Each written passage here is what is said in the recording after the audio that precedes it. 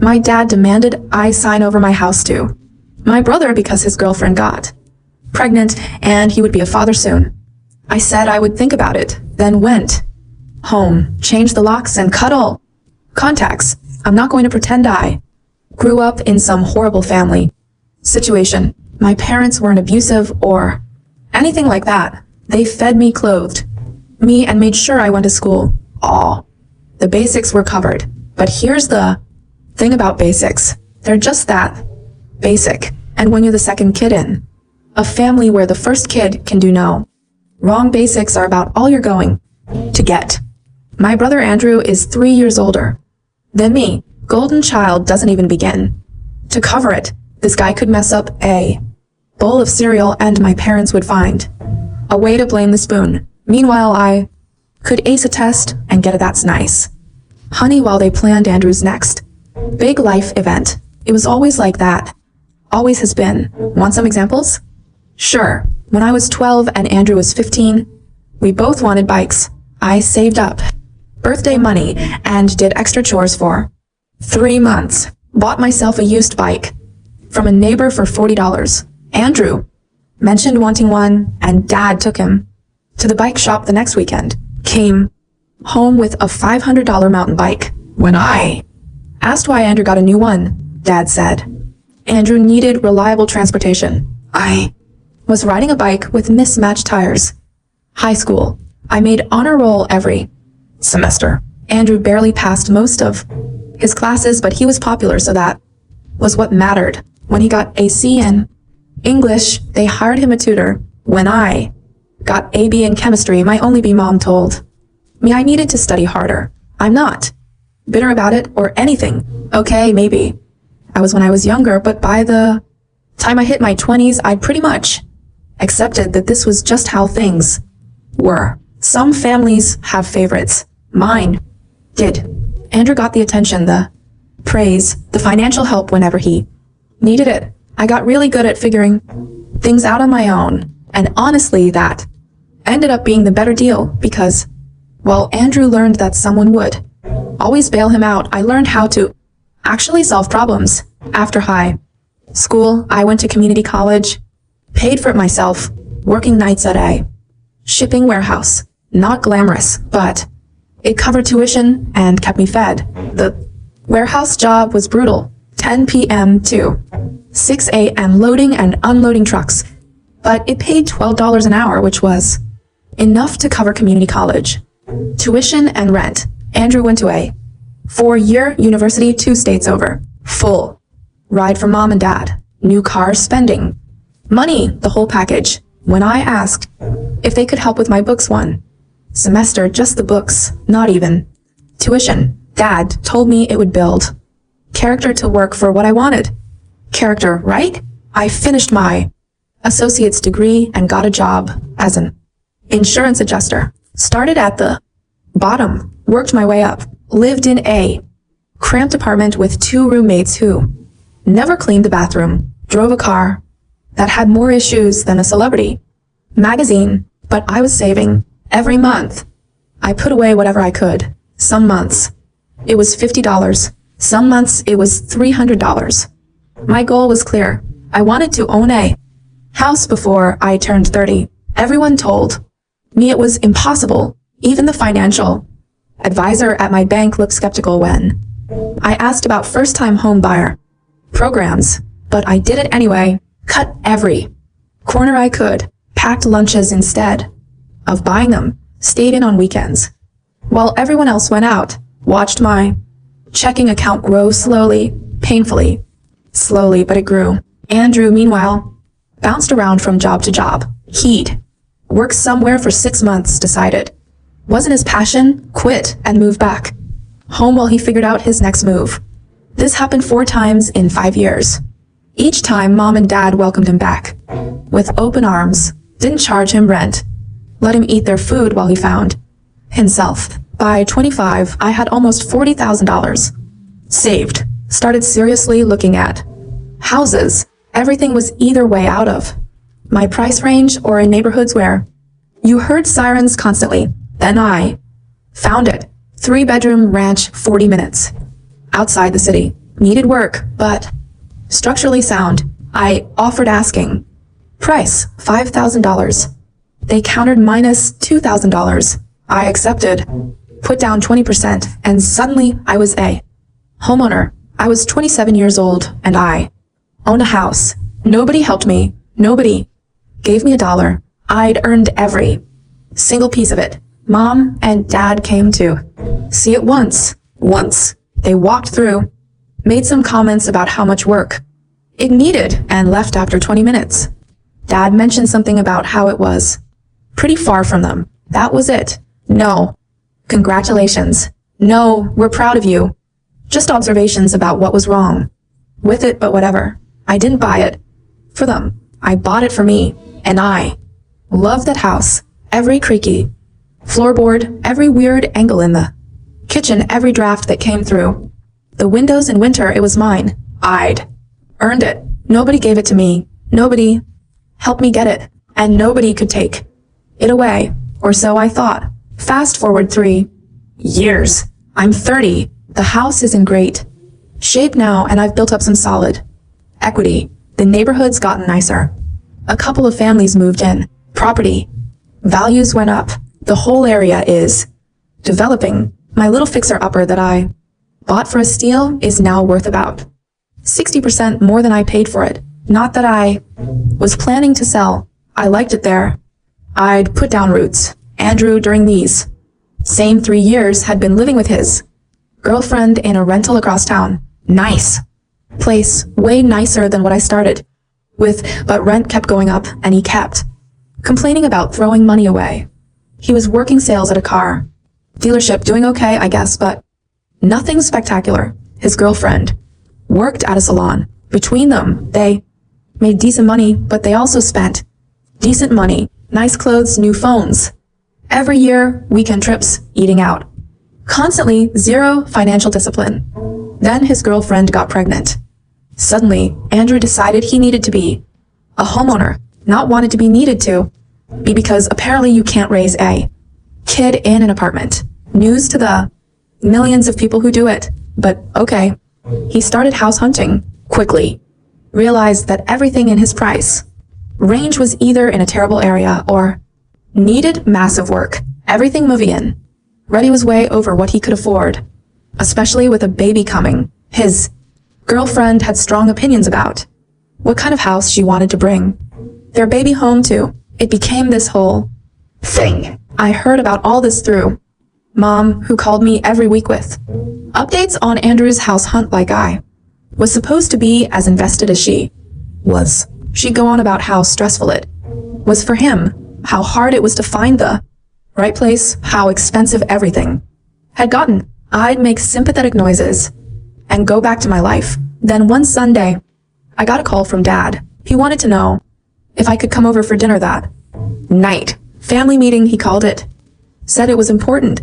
I should have known right then. My family doesn't do family meetings unless someone wants something. But I went anyway, mostly because I was curious about what fresh nonsense was brewing. I showed up at 6 o'clock. Mom had made pot roast. The good dishes were out, the one she only uses for holidays or when she's trying to impress someone. Andrew was already there with his girlfriend, whose name was Bethany. She was about 6 months along, really showing, wearing one of those flowy pregnancy dresses. Everyone was weirdly cheerful, too cheerful, the kind of cheerful that makes your warning bells go off. Mom hugged me when I walked in, which was unusual. Dad shook my hand firmly, which was also unusual.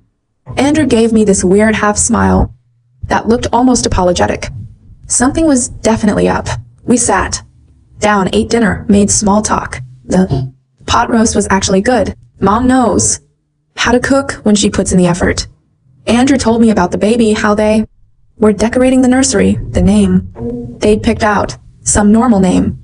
Couldn't remember it 5 seconds after he said it. I nodded along, acted interested. Bethany showed me ultrasound pictures on her phone. Those black and white images that all look like abstract art to me. I said the appropriate things. Wow, that's great. Yeah, I can totally see the face. Oh yeah, that's definitely a foot. The whole time I could feel the tension building. Nobody was addressing whatever this meeting was actually about. We were all just dancing around it, eating pot roast and pretending this was a normal family dinner. Then Mom brought out dessert. Apple pie, my favorite, which she literally never made. And that's when I knew something was up.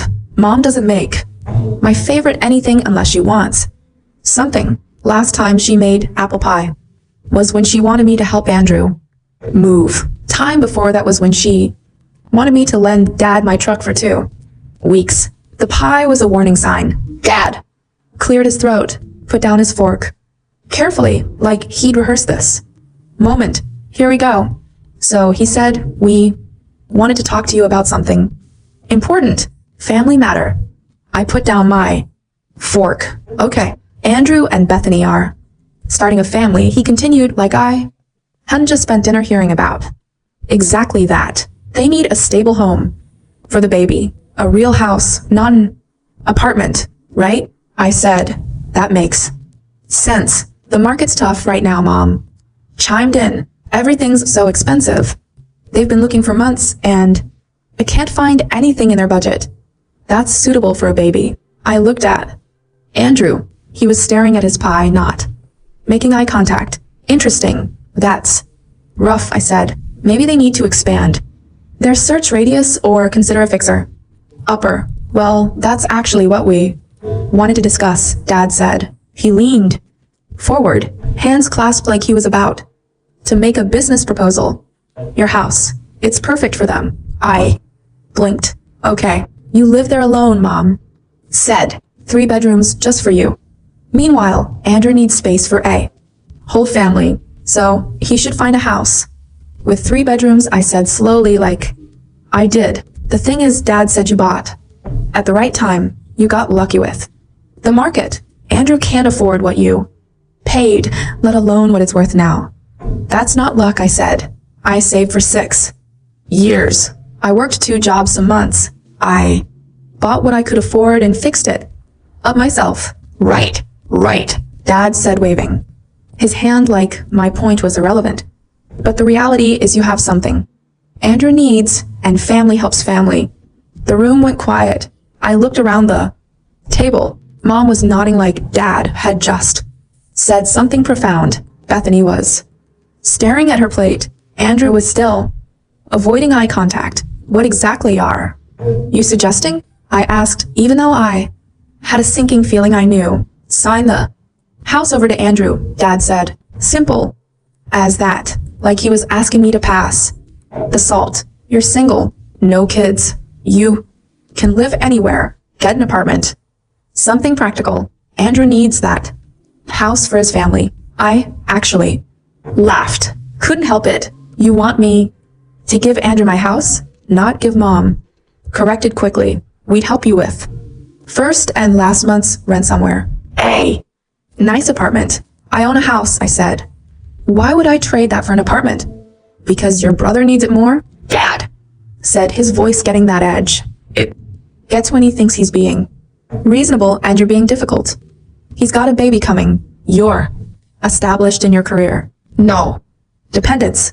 You can afford to rent. I can afford to rent because I don't.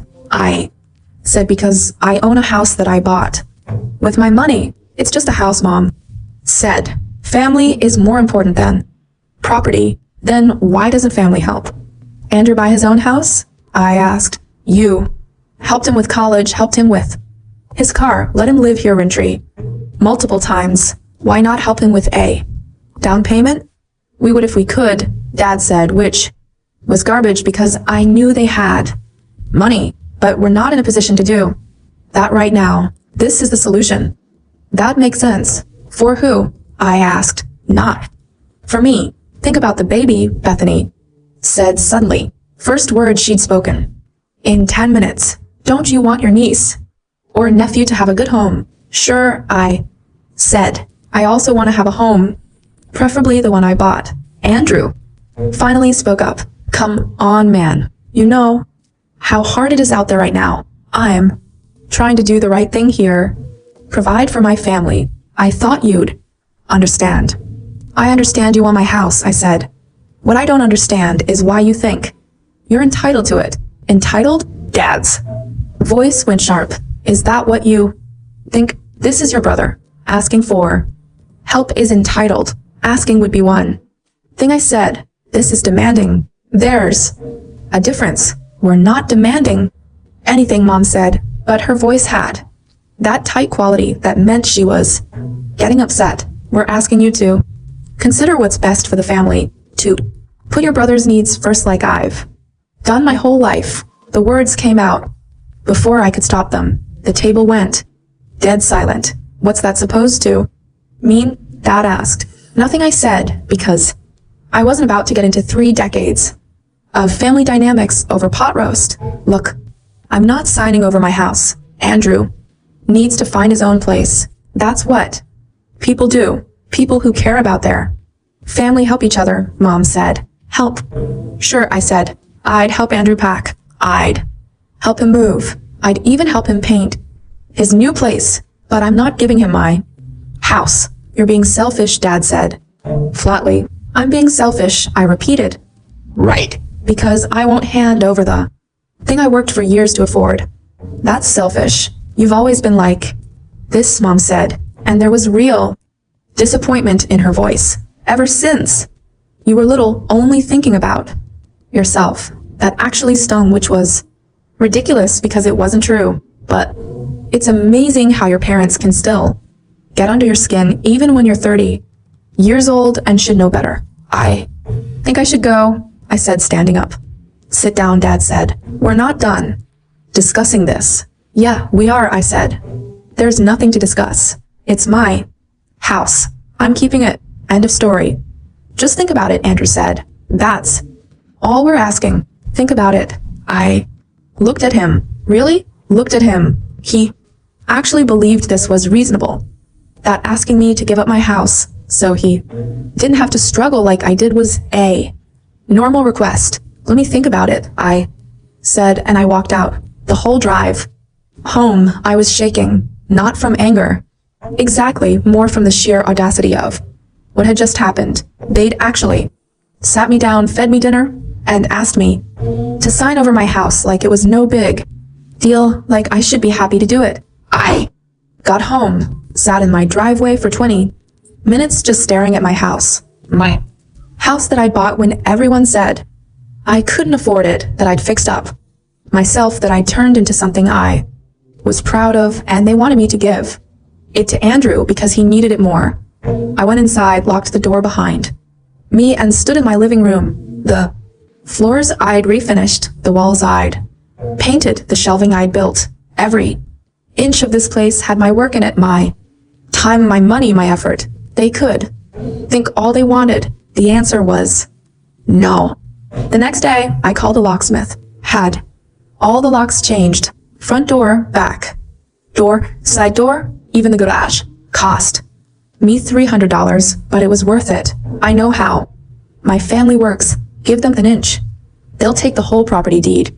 The locksmith was this older guy named Frank. Didn't ask questions, just did the work. Took him about 3 hours to swap everything out. I kept all the old locks in a box in my garage, just in case I ever needed to prove they'd been changed. While Frank was working, I drove to the hardware store and bought a proper no trespassing sign. Not one of those polite private property ones. A big official looking no trespassing. Violators will be prosecuted sign. The kind that makes it clear you mean business. Picked up a metal post for it. 2. Something that couldn't be easily removed. Mounted it right at the end of my driveway where nobody could miss it. Made sure it was visible from the road. I even took a photo of it with my phone. Time-stamped just to have documentation of when I put it up. Then I called my bank and put a freeze on my accounts.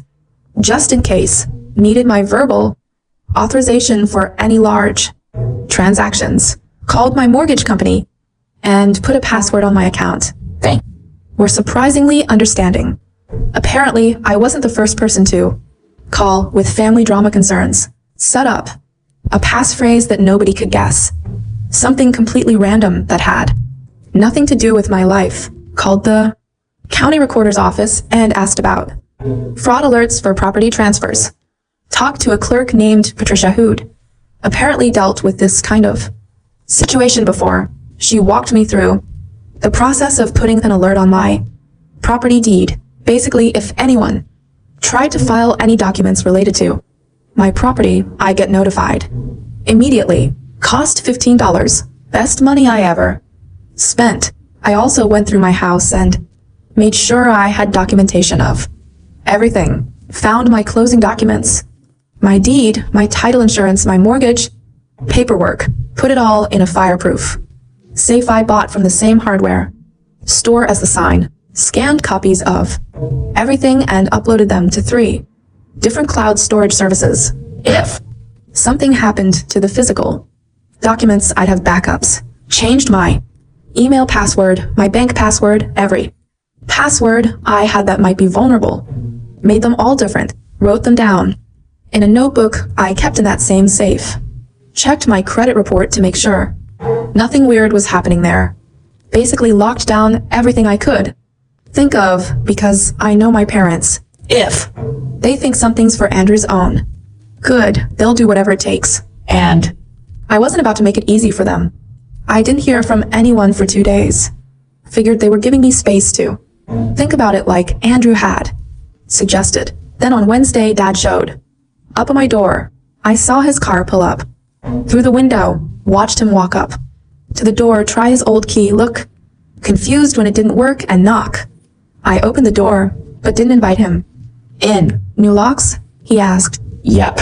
Why my house? My locks? I said. He stared at me. You're serious about this? Dead serious. You really think I'd try to get in without your permission? I think you do whatever you think is necessary to help Andrew, I said. So yeah, I changed the locks. His jaw tightened. That's what you think of your own father. That's what I know about my father, I said. Based on 30 years of evidence. We raised you better than this, he said. You raised me to work for what I want, I said. So that's what I did. I worked for this house. It's mine, and I'm keeping it. Andrew needs this house, Dad said. And I could hear the frustration building. He's got a baby coming. He needs stability. Then he should have thought about that before getting someone pregnant while living in a rental he can barely afford. I said, that's not my problem. He's your son. And this is my house. You could help him. You're choosing not to. I'm choosing not to give him my house. I corrected. Those aren't the same thing. Dad was quiet for a second. Then he said, what would it take for you to reconsider? Nothing. I said, there's nothing you could offer me that would make me give Andrew my house. So that's it. You're just going to let your brother struggle. Andrew is struggling because of choices he made. I said, I'm not responsible for fixing that. Family is supposed to help each other. Dad said for about the 10th time since this whole thing started. Help. Sure, I said, but there's a limit, and that limit is my house. Gad looked at the no trespassing sign at the end of my driveway, looked back at me. You really think that's necessary? He asked. Based on this conversation. Yeah. He shook his head. You've changed. You're not the son I raised. The son you raised would have rolled over and done whatever you wanted, I said. So yeah, I guess I have changed. He left without another word. I watched him drive away, then closed and locked my door. The next assault came from Mom. She called me on Friday, crying actual tears, or at least the sound of them. She was worried about the baby. She said worried about Andrew and Bethany, worried about their future. So help them. I said you and Dad have money. Give them a down payment. It's not that simple. She said it's exactly that simple. I said you want to help Andrew get a house. Help him get a house. Don't volunteer in my house, but your house is perfect for them. She said it's exactly what they need. Then they should find one like it. I said, you're being so cold about this. She said, I'm being realistic. I said, I'm 30 years old. I own a house. I'm not giving it up because Andrew didn't. Plan ahead. He's trying to plan now. He's trying to do the right thing. Good for him, I said. He can do that. Without my house, she tried for another 20 minutes. Guilt manipulation tears the whole playbook. I stayed calm, stayed firm, and eventually she gave up and hung up on me. Andrew texted me that night-long message about how he'd always looked up to me, how he knew we hadn't always gotten along, but he thought we were past that, how he just wanted what was best for his kid. Said he'd pay rent if that's what I wanted. Turn it into a rental situation until he could buy it from me. I didn't respond. There was nothing to say. He wasn't going to live in my house, rent or no rent. He wasn't going to buy it from me. He wasn't going to get anywhere near it. The weekend was quiet. Then Monday, I got a call from a number I didn't recognize. Some woman claiming to be a real estate attorney saying she was helping my family with a property transfer and needed to verify some information. I told her I wasn't transferring any property and hung up. Then I called the county recorder's office back and made absolutely sure that nobody could touch my deed without my physical signature and 2 forms of ID. The clerk was super helpful. Probably because I wasn't the first person paranoid about family trying to steal their property.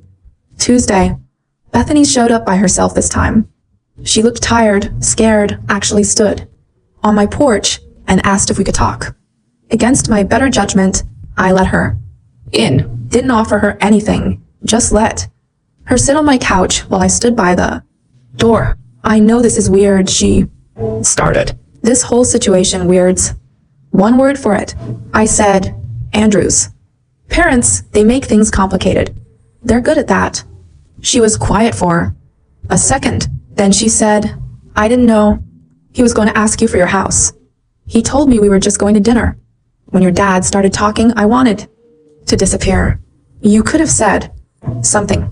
I'm 6 months pregnant with their grandkid, she said. I'm not exactly in a position to push back on family dynamics. Fair point. Look, she said, I get it. I get why you said no. If someone asked me to give up my home, I'd say no, too. But Andrew's freaking out. He thinks he's going to be a bad dad if he can't provide a house. Plenty of good dads live in apartments, I said.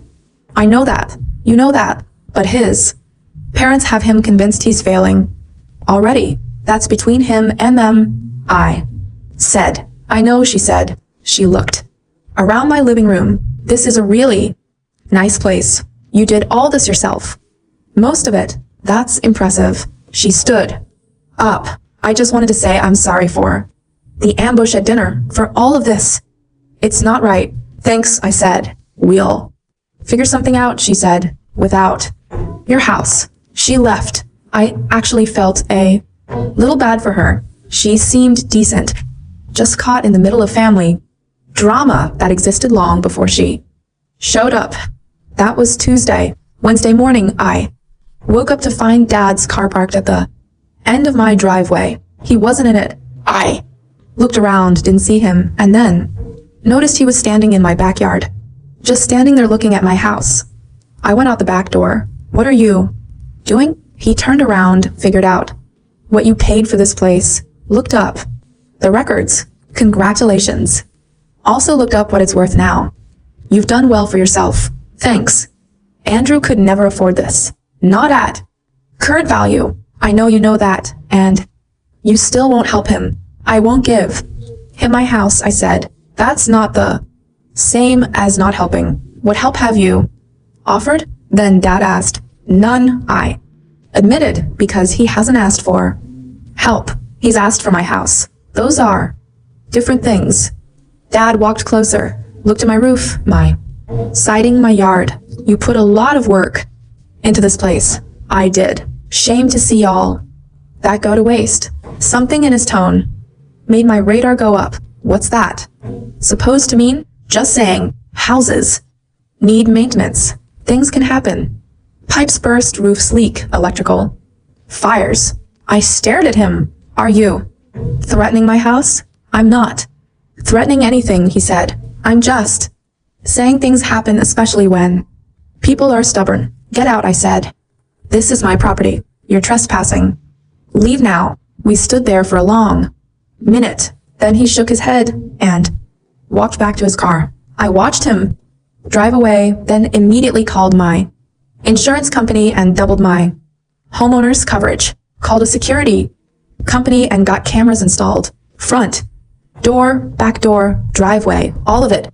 Cost me $800 for a good system, but I didn't care. That night, I went through my house and photographed everything.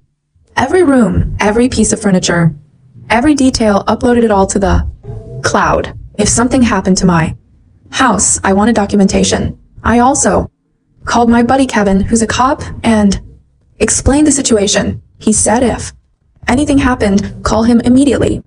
Also suggested I keep records of all communications with my family. So I started a file. Thursday was quiet. Friday, too. I started to think maybe they'd finally gotten the message. Then, Saturday morning, I got a call from Andrew. Not a text, a call. First time. He'd actually tried to talk to me since the dinner. I let it go to voicemail. Listened to it later. He sounded wrecked. He said he understood I was mad. Said he got it. Said he was sorry for how everything went down. Said his girlfriend was crying. His parents were on his case, and he didn't know what to do. Said maybe we could work something out. Could I just call him back, please? I deleted it. Felt a little bad about it, but not bad enough to call him back. Sunday, Mom called. I didn't answer. She left a voicemail, too, but I didn't listen to it. Whatever she had to say, I didn't need to hear. Monday, I got a certified letter from a law firm. My stomach dropped when I saw it. Opened it up. It was a letter requesting mediation regarding a family property dispute. Basically, they'd hired a lawyer to try to force me into family mediation about the house. The letter was full of legal language, but the gist was clear. They wanted a mediator to decide what was fair for everyone. I called my own lawyer, the guy I'd used when I bought the house, explained the situation. He laughed, which made me feel better. They can request mediation all they want. He said, you don't have to agree to it.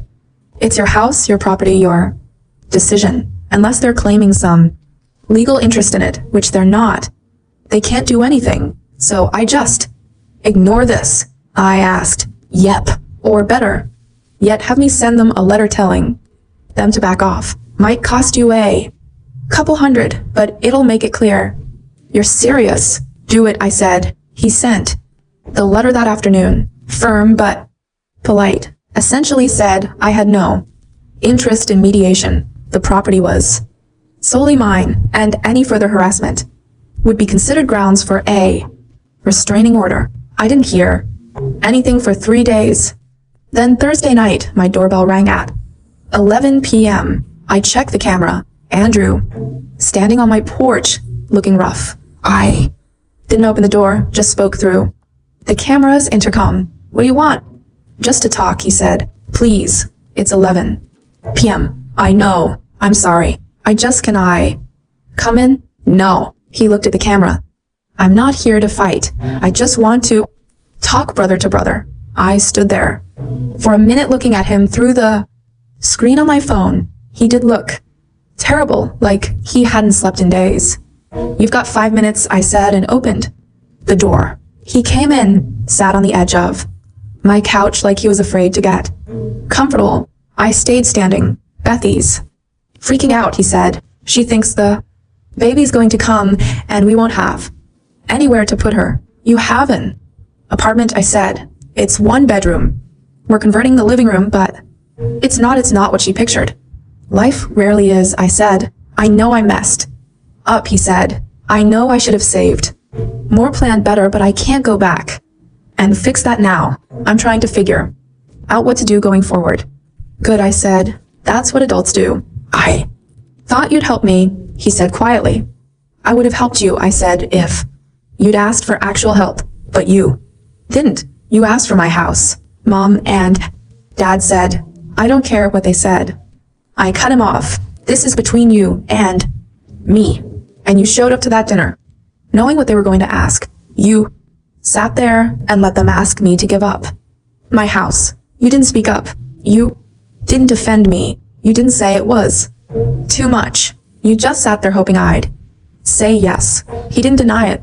I worked for this house. I said, I worked 2 jobs. I lived in terrible apartments. I drove a car that barely ran. I saved every dollar. And you know what I didn't do? I didn't ask anyone to give me anything. I did it myself because that's what you do. Not everyone's like you, he said. No, I agreed. Some people want things handed to them. That's not fair. Fair? I actually laughed. You want to talk about fair? Okay. Was it fair that Mom and Dad paid for your college while I worked full-time for mine? Was it fair that you got a new car while I drove a rusted out sedan? Was it fair that you lived at home run tree 4 separate times while I paid my own way from 18 on? Was any of that fair? He didn't answer. I never complained about it. I continued. I never asked them to even things out. I just accepted that's how it was and worked harder. But now you want my house and suddenly fairness matters. I didn't know you felt that way, he said. Because you never asked, I said. You never had to think about it because everything always worked out for you. Mom and Dad always made sure of it. But this time, they can't give you what you want because it's not theirs to give. It's mine. He was quiet for a long time. Then he said, what if I earned it? What? If I paid you for it? Fair market value. Over time. No, you didn't even think about it. Don't need to. I said, this isn't about money. This house isn't for sale. Not to you. Not to anyone. So, what am I supposed to do? He asked, and he actually sounded lost. What everyone else does? I said, find a place you can afford. Sign a lease or get a mortgage. Make it work. Be a dad in whatever space you have. Stop waiting for someone to hand you the perfect situation. Bethany will be fine. Women have babies in way. Worse situations than a 1-bedroom apartment. You guys will figure it out. But you'll figure it out without my house. He stood up. You're really not going to budge on this. Nope. Mom and Dad are right about you. He said, you are selfish. If looking out for myself is selfish, then yeah, I'm selfish. I said, better than being entitled. He left. Didn't slam the door or anything dramatic. Just left. I locked the door behind him, checked all the cameras, and went to bed. The next morning, I woke up to 12 missed calls from Mom. 12. I didn't call back. Figured if it was an actual emergency, she'd leave a voicemail. She did. 3 of them. All variations of the same message. How could I be so cruel to my brother? Didn't I care about family? What was wrong with me? Deleted them all. That afternoon, Dad showed up again. I watched him through the camera, standing on my porch, ringing the doorbell. I didn't answer. He rang it 6 more times, then started knocking. I sat on my couch watching him on my phone screen and didn't move. He finally left after 10 minutes, sent me a text an hour later. This isn't over. I blocked his number, blocked Mom's too, and Andrew's. If they wanted to reach me, they could send a letter. But I was done with the phone calls and the guilt trips and the manipulation. The next few weeks were quiet. Nobody showed up. Nobody sent letters.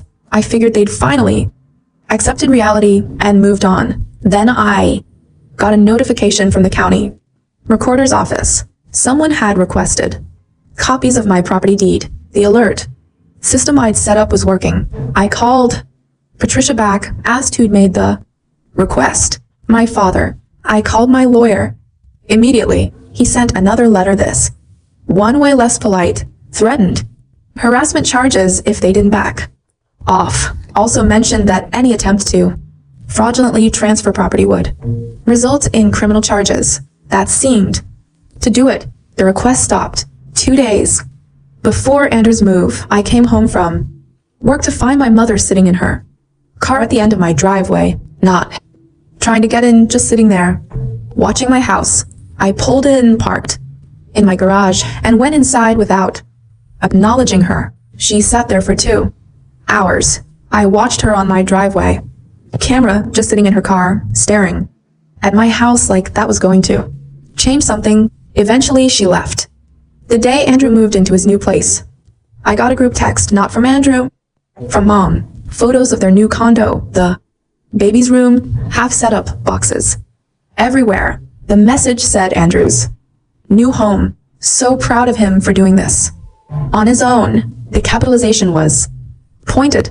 I didn't respond, just muted the group chat. When the baby was born 3 months later, I got another group text with a photo. I looked at it for about 5 seconds. Baby looked like every other newborn, red and wrinkly. Then texted back, congratulations, and left the chat entirely. Mom sent me a message a week after the birth. Said I should come meet my niece. Said family was important, especially now. Said maybe it was time to move past all this. Said they were having a little get-together that Sunday for close family, 2 p.m. I should come. I didn't respond. Sunday at 2 p.m. I was at Home Depot buying supplies for my bathroom renovation. Saw the missed calls later. Didn't listen to the voicemails. A month after that, I ran into Andrew at the grocery store. Literally almost walked right into him in the produce section. He had the baby in one of those carrier things strapped to his chest. She was tiny, asleep, wearing a pink hat. We stared at each other for a second. Hey, he said. Hey. Awkward silence. He shifted his weight, the baby making little sleeping noises. She's cute, I said, because it seemed like the thing to say. Thanks. He adjusted the carrier. Look, I know things are weird, but I got to go, I said. Didn't let him finish. Grabbed the apples I needed and walked to a different section of the store. Heard him call my name once. Kept walking. Finished my shopping. Went home. Didn't think about it again. 2 weeks later, Bethany showed up at my door. Alone this time. No baby. I saw her on the camera, recognized her, and almost didn't answer, but something made me open the door. Didn't invite her in, though. Just stood in the doorway. What do you want? I asked. 5 minutes, she said. That's it. I looked at my watch. Timer starts now. Andrew's miserable, she said. He knows he messed up. He knows his parents messed up. He wants to apologize, but he doesn't know how. Not my problem. I get it, she said. I get why you're done with them, with all of this, but the baby, your niece, she didn't do anything wrong. Never said she did. She's going to grow up not knowing her uncle. That's sad. Lots of kids grow up not knowing relatives, I said. She'll survive. Bethany looked at me for a long moment. You're really not going to budge on this, are you? Nope. Not even for a baby. Especially not for a baby, I said. Because if I give in now, it sets a precedent. Next time they need something, they'll use her as leverage. Again, no thanks. That's pretty cold. That's pretty smart.